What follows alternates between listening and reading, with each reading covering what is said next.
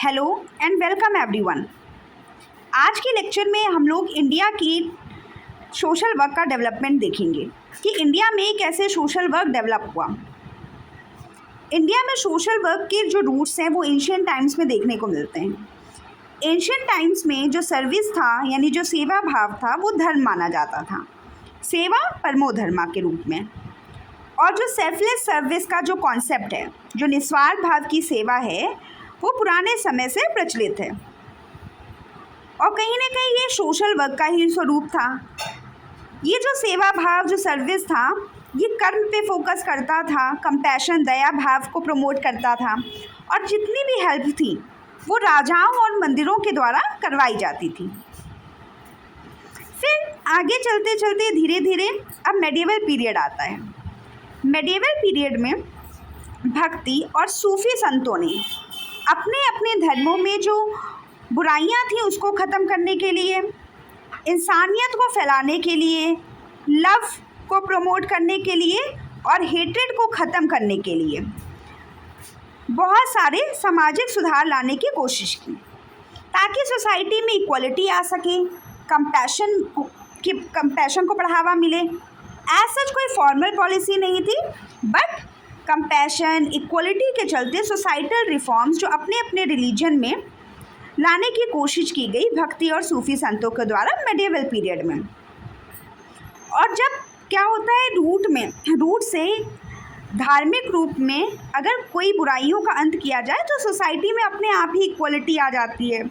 और इक्वलिटी से क्या होता है कि लव, सोसाइटी में यूनिटी बनती है और यूनिटी की वजह से लोगों को एक जस्टिस जो है वो मिलने की संभावना बढ़ जाती है। फिर आता है टाइम पीरियड 18 to 19 सेंचुरी का। 18 to 19 सेंचुरी में ये ब्रिटिश रूल का टाइम पीरियड है जिसमें रूरल पॉवर्टी और भी ज़्यादा बढ़ गई और भी सोसाइटल प्रॉब्लम्स थी और इसी सोसाइटी के अपलिफ्ट के लिए बहुत सारे रिफॉर्म्स किए गए। वेरियस रिफॉर्मर्स हुए हमारी इंडियन सोसाइटी में, जैसे राजा राम मोहन रॉय, ज्योतिबा फूले, स्वामी विवेकानंद, इन सब ने बहुत सारे रिफॉर्म्स लाए, चाहे वो वुमेन्स को लेकर के हो, कास्ट सिस्टम में जो ख़राब चीज़ें थी उनको ख़त्म करने की बात हो, या यूथ्स के लिए रिफॉर्म हो, ये सारे रिफॉर्म्स लाए गए। और ये जो सोसाइटल रिफॉर्म्स हैं ये भी समाज के प्रति एक सेवा ही है। फिर 1936 में 20th सेंचुरी में हम देख सकते हैं सोशल वर्क का प्रोफेशनलाइजेशन। हमारी इंडिया में 1936 में Tata institute of social sciences, जो कि मुंबई में है, वहाँ पे पहला formal school of social work Asia में देखा गया। अब यहाँ पे सोशल वर्क का प्रोफेशनलाइजेशन हो जाता है इंडिया में। फिर 1947 में आज़ादी के बाद इंडियन कॉन्स्टिट्यूशन ने वेलफेयर जैसे प्रिंसिपल्स को डायरेक्टिव प्रिंसिपल्स में इंक्लूड करके, फंडामेंटल राइट्स ने अनटचेबिलिटी जैसी चीज़ों का अबॉलिश करके और बहुत सारे सोशल लेजिस्लेशंस जो बने, उनकी वजह से सोशल वर्कर्स का काम करना और आसान हो गया, उनको और लीगल स्ट्रेंथ मिली, लीगल बैकिंग मिली। फिर आता है 1960s to 1980s का टाइम पीरियड, जिसमें हम Delhi school of social work और Madras school of social work में सोशल वर्क को बढ़ता देखते हैं।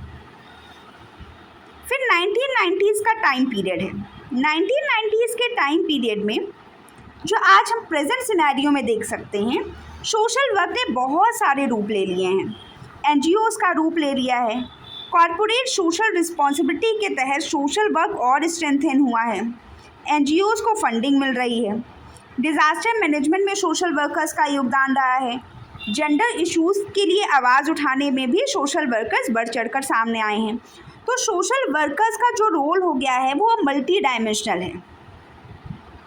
आज के लिए इतना ही। हमने इंडिया में सोशल वर्क का डेवलपमेंट कंप्लीट कर लिया है। अब हम नेक्स्ट लेक्चर में नेक्स्ट टॉपिक कवर करेंगे। Thank you.